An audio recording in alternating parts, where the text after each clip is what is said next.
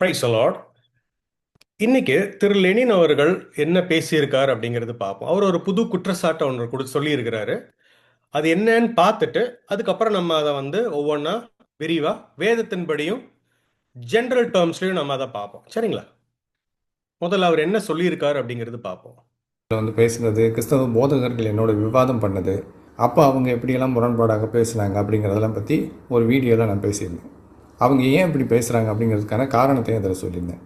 இப்போ அந்த வீடியோ பார்த்துட்டு ஒரு கிறிஸ்தவர் ஒரு கமெண்ட் ஒன்று பதிவு பண்ணியிருக்கார் நம்முடைய சேனலில். அது என்னன்னு பாருங்கள். அவர் சொல்கிறார், முத்துக்களை பன்றிகளின் முன் போடாதீர்கள், இப்படித்தான் செய்யும். முத்துக்களை பன்றிகளின் முன் போடாதீர்கள், இப்படித்தான் செய்யும். இங்கே இவர் என்ன பன்றின்றார், நான் ஒரு பன்னின்னு சொல்லி சொல்கிறார். யார்கிட்ட சொல்கிறாருன்னா மற்ற கிறிஸ்தவங்கக்கிட்ட. எதுக்கு சொல்கிறாருன்னா, அவங்க கிறிஸ்தவத்தினுடைய மகிமையை பற்றி சிறப்பை பற்றி என்கிட்ட பேசுகிறாங்கல்ல, அப்போ அதில் இருக்கக்கூடிய தவறுகளை நான் சுட்டி காட்டுறேன். அவங்க எப்படி முரண்பாடாக பேசுகிறாங்க அப்படிங்கிறத அவங்களுக்கு எடுத்து சொல்கிறேன். இதனால் அந்த கிறிஸ்தவங்களுக்கெல்லாம் இவர் அறிவுரை கொடுக்குறார். என்ன சொல்கிறாருன்னா, முத்துக்களை பன்றிகளின் முன் போடாதீர்கள், இப்படித்தான் செய்யும் அப்படிங்கிறார். ஓகே, முதலாவது நீங்க சொல்லுகிறது முற்றிலும் தவறு. அவர் ஒரு பொழுதும் உங்களை பன்றின்னு சொல்லலை. அது ஒரு மெட்டாஃபர், ஒரு உவமை. உங்களுக்கு வசனத்தினுடைய அடிப்படையில் போறதுக்கு முன்னாடி ஒரு 2 நிமிஷம் உலக பிரகாரமான சில வார்த்தைகள் இருக்கு, அது என்னங்கிறது பார்த்துட்டு வருவோம். நம்மளுடைய தமிழர் கலாச்சாரத்திலையும் சில உவமைகள் இந்த மாதிரி நம்ம சொல்லுவோம். உதாரணத்துக்கு நான் ஒன்று எடுத்துக்கிறேன். கழுதைக்கு தெரியுமா கற்பூர வாசனை அப்படிங்கிற அதனுடைய அர்த்தம் என்ன? ஒரு உயர்வான ஒரு விஷயத்த சொல்லும்போது அதை புரிந்து கொள்ளாமல்,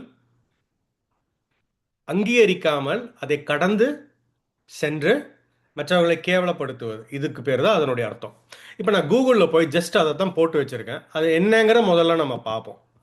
கூகுளில் போய் நான் உங்களுக்கு சிம்பிளாக நான் போட்டேன். என்ன தெரியுமா போட்டேன்? தமிழ் அனாலஜிஸ் கழுதைக்கு தெரியுமா கற்பூர வாசனை. ரொம்ப சிம்பிள். சரிங்களா? இதில் என்ன சொல்லப்பட்டிருக்குன்னு பாருங்க.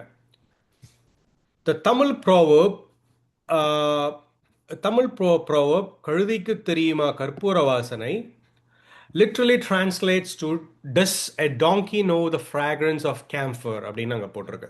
It means that an uncultured or ignorant person cannot appreciate true value, beauty or fine qualities அப்படின்னு அங்கே சொல்லப்பட்டிருக்கு. அப்படின்னு என்ன அர்த்தம்? ஒரு அழகான ஒரு ஒரு புரிந்து கொள்ள முடியாத ஒரு நபர், நீங்கள் என்னதான் அதிகமான ஒரு வேல்யூ உடைய அல்லது ஒரு அழகான ஒரு பியூட்டியான அல்லது ஒரு ஃபைன் குவாலிட்டிஸை நீங்கள் கொடுத்தீங்கன்னா அதை அவங்க இக்னோர் பண்ணிட்டு போவாங்க அப்படிங்கிறதுக்கான ஒரு மெட்டாஃபர். இதுக்கு இங்கே கோர் மெசேஜ் என்ன கொடுத்துருக்காங்கன்னு பாருங்க. It highlights the futility of offering something valuable or profound to someone who lacks the capacity to understand it அப்படின்னு நாங்கள் சொல்லப்படுறோம். அப்போ இதனுடைய கோர் மெசேஜ் என்ன? நீ அதிகமான ஒரு விலை உயர்ந்ததை ஒன்று கொடுத்தனா அதை அப்படி தட்டி விட்டுட்டு அவமானப்படுத்திட்டு போகிறது, ஏன்னா உன்னால் அதை புரிந்து கொள்ள முடியவில்லை அப்படிங்கிறது. அதற்கான இங்கிலீஷ் ஈக்குவலண்ட் அப்படின்னு சொல்கிறாங்க. ஈக்குவலண்ட் அப்படின்னு பார்த்தீங்கன்னா என்னன்னு பாருங்க. Casting pearls before swine. என்னது அது? அதனுடைய உண்மையான அர்த்தம் என்ன? முத்துக்களை பன்றிகளுக்கு முன்பாக போடாதீர்கள். அவ்வளோதான். லெனின் சொன்ன அதே விஷயம் தான் இங்கே வருது. இதனுடைய பாப்புலர் கான்டெக்ட் என்ன? இதெல்லாம் கிறிஸ்டியன்ஸ் கிடையாது, கிறிஸ்டியன் இது கிடையாது, இது கூகுள் இருந்து நான் எடுக்கிறேன். காமனான ஒரு உலகத்தில் இருக்கக்கூடிய ஒரு நம்பிக்கை அல்லது ஒரு வழக்கமான ஒரு பேச்சுக்கள் என்னன்னு பாருங்க. Popular context. People use this saying when someone mocks, ignores or fails to recognize a high art form, good advice or a precious gift. நீங்கள் ஒரு அழகான ஒரு கிஃப்டை, ஒரு அழகான ஒரு அட்வைஸை கொடுக்கும்பொழுது உங்களை என்ன பண்ணுவாங்களாமா? கேலி பண்ணுவாங்க. மாக்ஸ், இக்னோர்ஸ், உங்களை இக்னோர் பண்ணுவாங்க, உங்களை பரிகசிப்பாங்க, உங்களை இக்னோர் பண்ணுவாங்க. மாக்ஸ், உங்களை இக்னோர் பண்ணுவாங்க. அல்லது fails to recognise a high art form, a good advice அப்படின்னு சொல்லப்படுறது. இதுதான் அதனுடைய அர்த்தம். இது உலகத்தில் இருக்கிறவங்களுக்கே இது தெரியும்.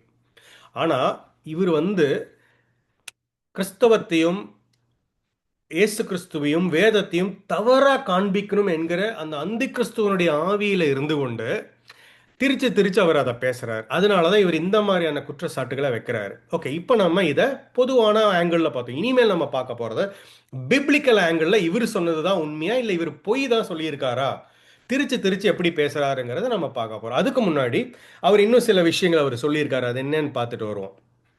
பார்த்துட்டு நம்ம அதை கண்டினியூ பண்ணுவோம். என்னன்னு பார்ப்போம் வாங்க. சரியா? இது எவ்வளோ பெரிய மோசமான குணம் பாருங்கள். சரி, இப்போ என்ன கேள்வின்னா, இவங்களுக்கு யார் இப்படி பேச கற்றுக் கொடுக்குறது?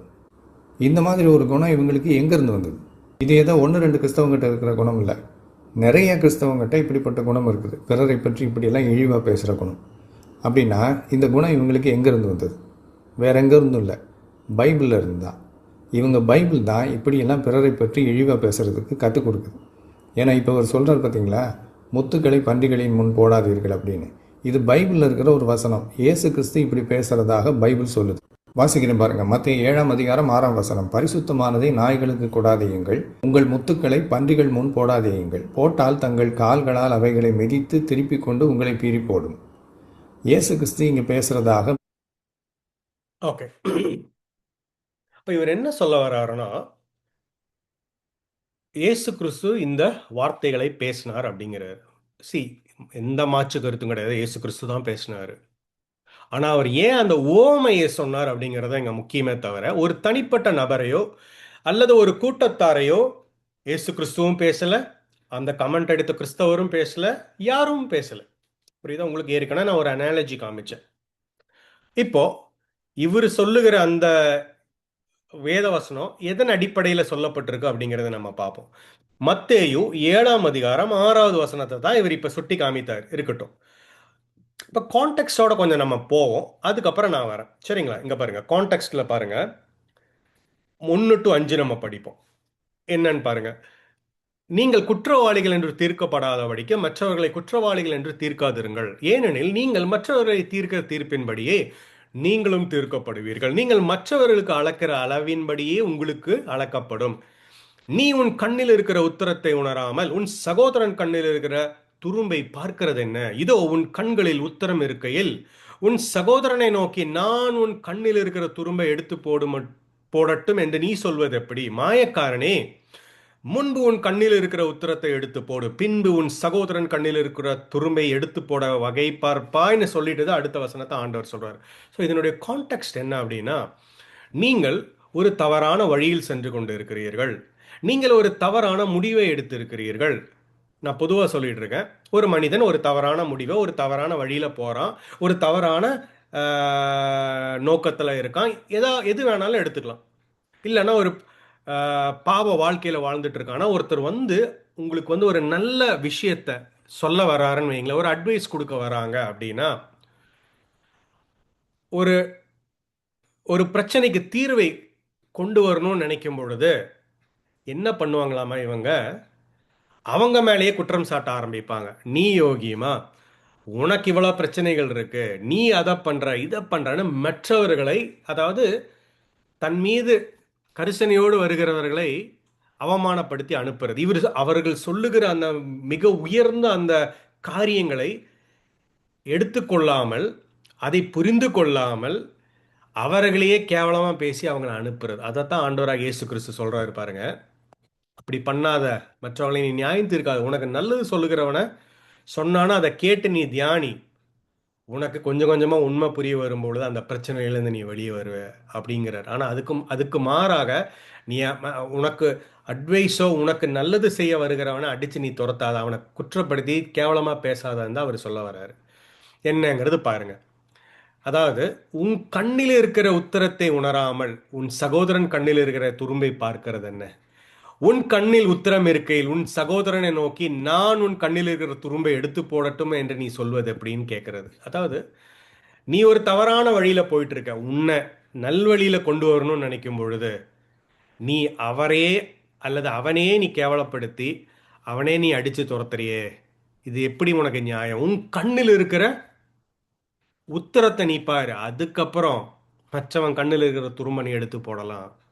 சிந்தி யோசி, உனக்கு நல் வழியை காட்டும் பொழுது, நல் உபதேசங்களை சொல்லும் பொழுது கேட்டு பொறுமையாயிரு, உனக்கு நல்லது நடக்கும் என்பதுதான் அதனுடைய அர்த்தம்.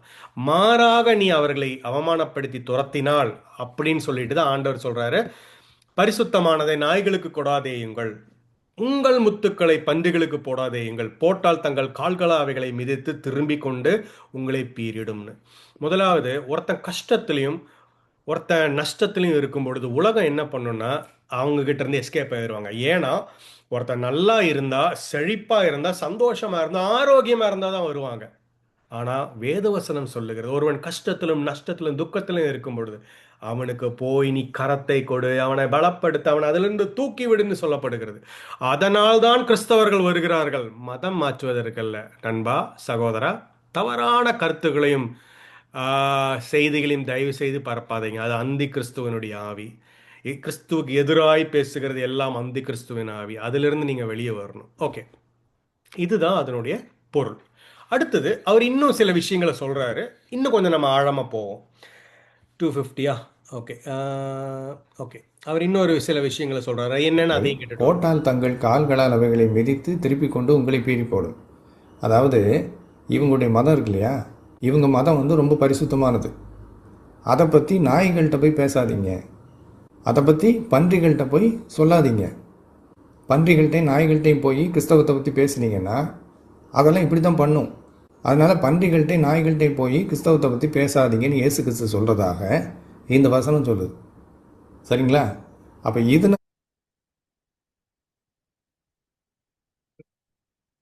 நான் ஏற்கனவே அதுக்கான எக்ஸ்பிளனேஷன் கொடுத்துட்டேன். தனிப்பட்ட நபர்களையோ ஒரு குரூப்பையோ அவர் சொல்லலை. இது வந்து ஒரு ஓமை, மெட்டாஃபர். Okay, right. இன்னொன்று நான் உங்களுக்கு சொல்லிட்டேன். ஒரு கிறிஸ்தவன் ஒருவன் கஷ்டத்தில் இருக்கும்போது வரும்பொழுது அவன் உங்களுடைய ஆத்மாவையும் உங்களோட வாழ்க்கையும் ஒரு விடுதலை கொண்டு வர வேண்டும் என்ற நற்செய்தியில தான் அவன் வரான். ஓகே, முதலாவது வசனத்தின் அடிப்படையில் பார்ப்போம். ஏன் ஆண்டவராகிய இயேசு கிறிஸ்து ஊமையாகவும், ஏன் ஒரு பன்றியையும் ஒரு நாயையும் அவர் வந்து ஒரு ஊமையா கொடுத்தார் அப்படிங்கிறது நம்ம பார்க்கணும். அப்போ அதையும் நம்ம வேதத்தின் அடிப்படையில் தான் நம்ம பார்க்க போறோம். ஓகேங்களா? ஏன் இந்த ரெண்டு மிருகங்களை ஆண்டவராகிய இயேசு கிறிஸ்து ஒரு ஊமையா சொன்னாரு அப்படிங்கிறது நம்ம பார்க்கணும். நீங்க 2 பேதுரு 2ஆம் அதிகாரம் வந்து 25, 26வது வசனம் நம்ம படிக்கும்போது அதற்கான பதில் அங்க சொல்லப்பட்டிருக்கு. ஏன்னா வேத வசனம் வந்து எப்படின்னு பார்த்தீங்கன்னா, நம்மளுடைய ஓன் இன்டர்பிரிட்டேஷனுக்குள்ள நம்ம வரக்கூடாது. பைபிள் அந்த இன்டர்பிரிட்டேஷனை அதுவே அது அங்க சொல்லும். அதுதான் அதனுடைய மெயினான ஒரு விஷயம். அப்போ ஓகே, 2 பேதுரு 2ஆம் அதிகாரம் 22. ஓகே, 21ல இருந்தே நம்ம படிப்போம் பாருங்க. அவர்கள் நீதியின் மார்க்கத்தை அறிந்த பின்பு தங்களுக்கு ஒப்புவிக்கப்பட்ட பரிசுத்த கற்பனையை விட்டு விலகுவதை பார்க்கலும் அதை அறியாதிருந்தார்களானால் அவர்களுக்கு நலமாய் இருந்திருக்கும். லெனின் போன்ற ஆட்கள், அதாவது எக்ஸ் போதகர், தமிழ் பைபிள் மினிஸ்ட்ரி, அவரை போன்ற ஆள்களுக்கான அட்வைஸ் இது. ஏன் அப்படின்னு சொல்லுது பாருங்க. நாய் தான் கக்கினதை தின்னவும் கழுவப்பட்ட பன்றி சேற்றிலே புரளவும் திரும்பினது என்று சொல்லப்பட்ட மெய்யான பழமொழியின்படியே அவர்களுக்கு சம்பவித்தது அப்படின்னு அங்க சொல்லப்பட்டிருக்கு. அதாவது ஏன்னா இங்க பாருங்க, 20வது வசனம் படிச்சீங்கன்னா தெரியும். கர்த்தரும் இரட்சகரும் ஆயிருக்கிற இயேசு கிறிஸ்துவை அறிகிற அறிவினாலே உலகத்தின் அசுத்தங்களுக்கு தப்பினவர்கள் மறுபடியும் அவைகளால் சிக்கிக் கொண்டு ஜெயிக்கப்பட்டால் அவர்களுடைய பின்னிலைமையை பார்க்கல முன்னிலைமை கேடுள்ளதா இருக்கும்னு சொல்லிட்டு தான் இந்த வசனம் சொல்லப்பட்டிருக்குது. நாய் கக்கினதை தின்னுமாமா, பன்றி சேற்றிலே புரளுமாமா. அப்போ இதனால தான் ஆண்டவராக இயேசு கிறிஸ்து ஒரு ஊமையை சொன்னார். தனிப்பட்ட நபர்களை குறித்து அங்கங்க சொல்லலை. அப்போ நீங்க என்னதான் ஒரு ப்ரஷியஸான ஒரு முத்தை நீங்க கொடுத்தாலும் பன்னிக்கு அது தெரியாது. முத்தை பார்த்தா அதுக்கு எவ்வளோ வேல்யூங்கிறதுல அது தெரியும். பன்னியை பொறுத்த வரைக்கும் என்ன, கீழே ஏதோ ஒன்று கிடக்குதுன்னு அதை சாப்பிட்டுட்டு போயிடும். அதைத்தான் அங்கே சொல்லப்படுகிறது. அதனுடைய வேல்யூ அவங்களுக்கு தெரியாது. தமிழில் அதுக்கான ஒரு ஈக்குவலண்டதை நம்ம பார்த்தோம், கழுதைக்கு தெரியுமா கற்பூர வாசனைன்னு. அப்போ இதுதான் அதனுடைய நோக்கம். புரியுதா உங்களுக்கு? அப்போ இந்த மாதிரியான ஒரு கேரக்டர் நமக்கு இருக்கும் பொழுது தேவன் வேதனைப்படுகிறவராக இருக்கிற சத்தியத்தை அறிந்தும் ஏதோ ஒரு சில காரணங்களுக்காக பழைய வாழ்க்கைக்கு திரும்பி போகிறது, இந்த மேன்மையானதை துறந்து போகிறது அப்படிங்கிறது அங்கே சொல்லப்பட்டிருக்கு. அது வந்து ஒரு உவமை தான். ஆனால் தேவனுடைய இருதயம் எப்படிப்பட்ட இருதயமாக இருக்கிறது அப்படிங்கிறத நம்ம பார்க்கணும். இவர் இதை சொன்னாலும் இந்த மாதிரி பன்றிகளைப் போல நாய்களைப் போல இருக்கிற இந்த ஊமையை வைத்து ஆண்டவர் சொன்னாலும் ஆண்டவருக்கு வந்து ஒரு சித்தம் இருக்கு. என்னன்னு பாருங்க. 1 தீமோத்தி 2ஆம் அதிகாரம் 5வது வசனம் என்ன சொல்லுதுன்னு பாருங்க. ஆண்டவர் எப்படிப்பட்டவராக இருக்கிறாராமா, எல்லாவரும் ரட்சிக்கப்பட வேண்டும் என்று அவர் சித்தம் உள்ளவராக இருக்கிறாராமா. 5வது வசனம் சொல்லப்படுங்க. தேவன் ஒருவரே, தேவனுக்கும் மனுஷனுக்கும் மத்தியஸ்தர் ஒருவரே அப்படின்னு சொல்லிட்டு 4வது வசனம் நீங்க பார்த்தீங்கன்னா தெரியும். எல்லா மனுஷரும் ரட்சிக்கப்படவும் சத்தியத்தை அறிகிற அறிவை அடையவும் அவர் சித்தம் உள்ளவராக இருக்கிறார் அப்படின்னு நாங்கள் சொல்லப்படுறோம். அப்போ உண்மையாய் ரட்சிக்கப்படணும், தேவனை உண்மையாய் அறியணுங்கிறது அவருடைய இருதயத்தின் நோக்கமா இருக்கு. ஒருவேளை தவறா ஒன்று ரெண்டா புரிஞ்சுக்கிட்டு ஏதோ ஒரு பிரச்சனையில வெளியே போய் திருப்பிய நாய் தான் கக்கினதே நாய் சாப்பிடுமாமா. அதனால தான் அந்த நாயை நம்ம ஊமையை காண்பிப்போம். அதாவது ஒருத்தன் தவறான ஒரு வழியையும் விட்டு வந்துட்டு திருப்பி அந்த வழிக்கே போகிறது. இதுக்கு தான் அந்த ஊமைகள் காமிக்கப்படுது. ஆனால் தேவன் அன்பா இருக்கிறபடினால் எல்லாரும் ரட்சிக்கப்பட வேண்டும் என்று அவருடைய சித்தமா இருக்கிறது. அப்போ அதே போலதான் அப்போ ஆண்டவர் என்ன பண்ணுவார், இந்த மாதிரி எக்ஸ் போதகர் போல நிறைய பேர் இருப்பாங்க, அவங்களும் ரட்சிக்கப்படணுங்கிறதா ஆண்டவருடைய ஒரு நோக்கமா இருக்குது அப்படிங்கிறத நம்ம பார்க்க முடியும். இப்போ 2 தீமோத்தி 2ஆம் அதிகாரம் 2 தீமோத்தி 2ஆம் அதிகாரம் நீங்க படிச்சீங்கன்னா தெரியும். இந்த மாதிரியான ஆட்களுக்கு ஆண்டவர் ஒரு விஷயத்த சொல்றாரு. அவருடைய இருதயம் எப்படி இருக்குங்கிறத நீங்க பாருங்க. 25, 26 படிச்சீங்கன்னா தெரியும். இவர்களைப் போல எதிர்த்து பேசுகிறவர்களுக்கு ஆண்டவர் என்ன சொல்றாருன்னு பாருங்க. எதிர் எதிர் பேசுகிறவர்கள் சத்தியத்தை அறியும்படி தேவன் அவர்களுக்கு மனம் திரும்புதலை அருளத்தக்கதாகவும். இப்போ இவர்களைப் போல இருப்பாங்க தெரியுமா, அந்த வேல்யூவை தெரியாம, முத்துனுடைய வேல்யூவை தெரியாம அவங்கள அவமானப்படுத்தி மற்றவங்களை ஜட்ஜ் பண்ணி தன்னுடைய கண்ணில் இருக்கிற துரும்ப பார்க்காம மற்றவர்களுடைய கண்ணில் இருக்கக்கூடிய சிறு சிறு விஷயங்களை பார்த்து அவங்களை அவமானப்படுத்தி அனுப்புறாங்க பார்த்தீங்களா, அவங்களுக்கு தான் இந்த வசனம் என்ன தெரியுமா, எதிர்த்து பேசுகிறவர்கள் சத்தியத்தை அறியும்படி தேவன் அவர்களுக்கு மனம் திரும்புதலை அளிக்கத்தக்கதாகவும் அருளத்தக்கதாகவும் பிசாசனுடைய இச்சையின்படி செய்ய அவனால் பிடிபட்டிருக்கிற அவர்கள் மறுபடியும் மயக்கம் தெளிந்து அவன் கண்ணிக்கு நீங்கத்தக்கதாகவும் சாந்தமாய் அவர்களுக்கு உபதேசிக்க வேண்டும்னு சொல்லப்பட்டிருக்கு. அப்போ லெனின் அவர்களுக்கு வந்துட்டு நம்ம சொல்லுகிற விஷயம் இங்கே என்னன்னா, கிறிஸ்தவர்களாகிய நாங்கள் உங்களை பன்றி என்றோ அல்லது இயேசுவோ யாரும் அப்படி சொல்லலை. ஆனால் மாறாக இந்த மாதிரியான விஷயத்தை நீங்கள் விட்டு மனம் திரும்பி இயேசுனிடத்தில் வர வேண்டும் என்பதுதான் அவருடைய சித்தமாக இருக்கு. அவர் உங்களை நேசிக்கிறபடியினால் அவரும் அதை தான் சொல்கிறாரு. நீங்கள் இவ்வளெல்லாம் கேவலமாக பேசினாலும் அவர் உங்கள் மீது அன்புள்ளவராக தான் இருக்கார். ஏன்னா கல்வாரி சிலுவையில் அவரை பரிகாசம் பண்ணும் பொழுதும் என்ன ஜெபித்தார், ஆண்டவரே, தேவனே, பிதாவே, இவர்கள் செய்வது இன்னதென்று அறியாமல் இருக்கிறார்கள், இவர்களை மன்னியும்னு அப்படிதான் அவர் சொன்னார். இப்போவும் உங்களுக்காக அவர் பரிந்து பேசி கொண்டிருக்கிறார் பிதாவினுடைய சன்னிதானத்தில். மனம் திரும்புங்கள், உண்மையான சத்தியத்திற்குள் வாருங்கள், அந்தி கிறிஸ்துவில் ஆவியிலிருந்து வெளிவந்து மனம் திரும்பி உண்மையாய் ரட்சிக்கப்பட்டு பரிசுத்த ஆவியை பெற்றுக்கொள்ளுங்கள். தேவன் உங்களை ஆசீர்வதிப்பாராக. ஆமென்.